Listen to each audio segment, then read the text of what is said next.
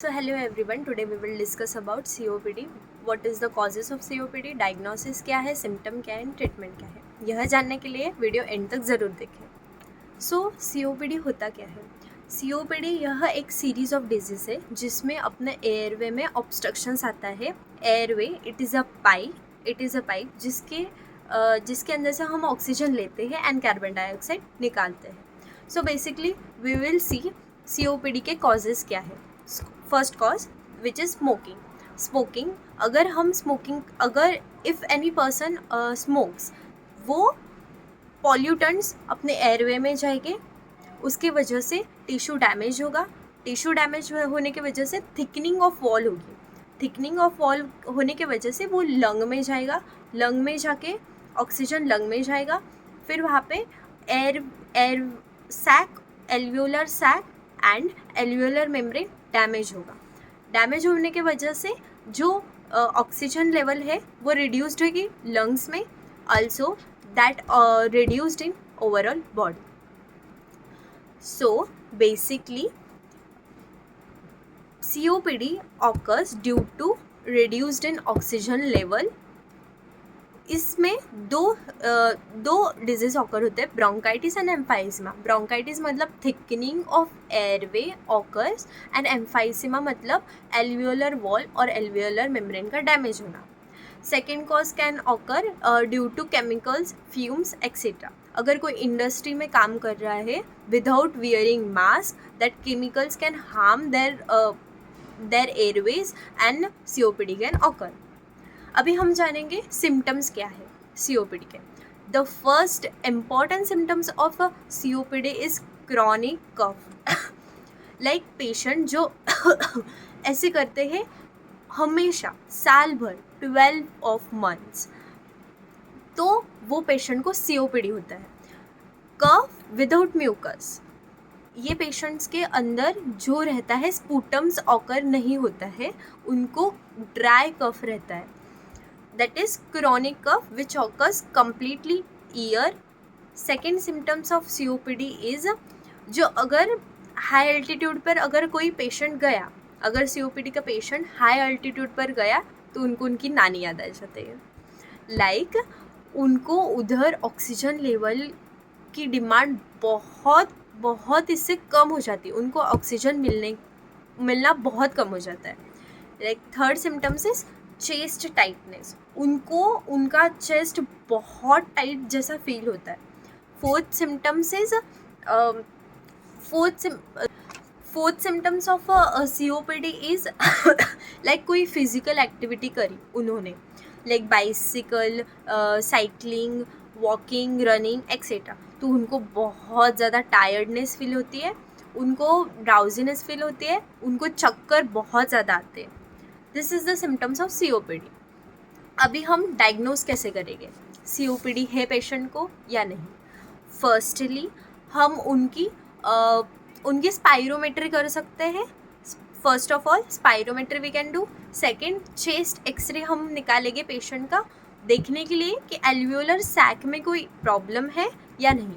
CT scan हम बहुत कम इससे करते हैं, लाइक चेस्ट एक्सरे से हमें समझ जाता है कि बेसिकली एयर सैक्स में कोई प्रॉब्लम है या नहीं.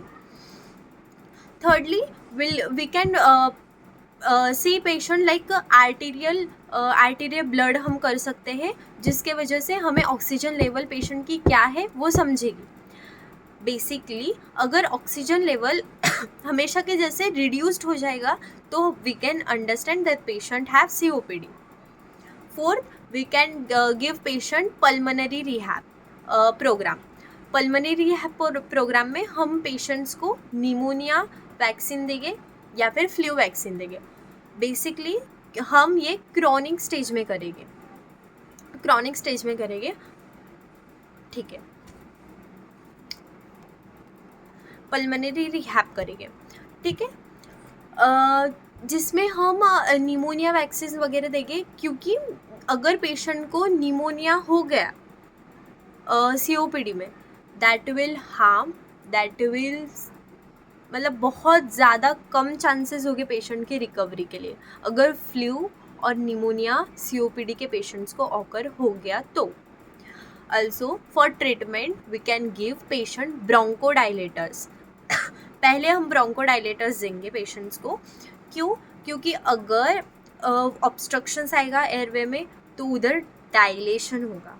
Dilation, this is constriction, this is dilation. ये डायलेशन होकर अभी एयरवे पैसेज में कॉन्स्ट्रिक्शन हो गया, थिकनिंग ऑफ वॉल के वजह से पेशेंट्स का कॉन्स्ट्रिक्शन हो गया है वॉल का, टिश्यू डैमेज की वजह से. सो यह डायलेट करने के लिए we can give patients bronchodilators. Second, हम कॉर्टिकोस्टेरॉइड देंगे फॉर इनहेलर. ऑल्सो अगर बहुत ज़्यादा इन्फ्लामेशन ऑकर हो गई है पेशेंट्स के एयरवेज में, वी कैन चेक, और वो ऑकर हो गई है तो we can give corticosteroid inhaler.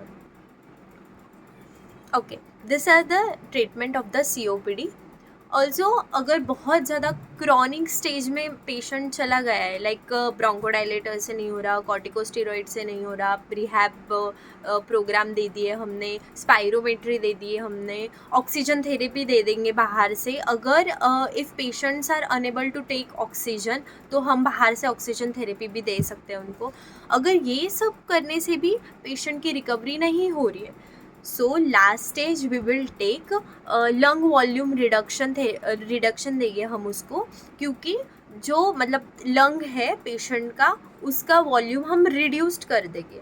Like reduced करने के वजह से एयरवे जो लेगा वो उसको कम लगेगा बाहर से एयरवे लेने के, लाइक ऑक्सीजन उसको कम इनटेक करना पड़ेगा. अगर लंग की वॉल्यूम ज़्यादा रहेगी तो उसको ज़्यादा इससे ऑक्सीजन लेना होगा. सो एट लास्ट अगर किसी से नहीं हो रहा है तो we can do lung volume reduction, जिसके वजह से एयरवे का एंट्री हम अच्छे से कर पाए. So this is the treatment, diagnosis, causes, mechanism of action of COPD. सो अगर तुम्हें वीडियो अच्छा लगा हो तो लाइक करो, सब्सक्राइब करो एंड शेयर करो. ऐसे बहुत सारे वीडियोज़ आएंगे, so like and subscribe. Bye bye.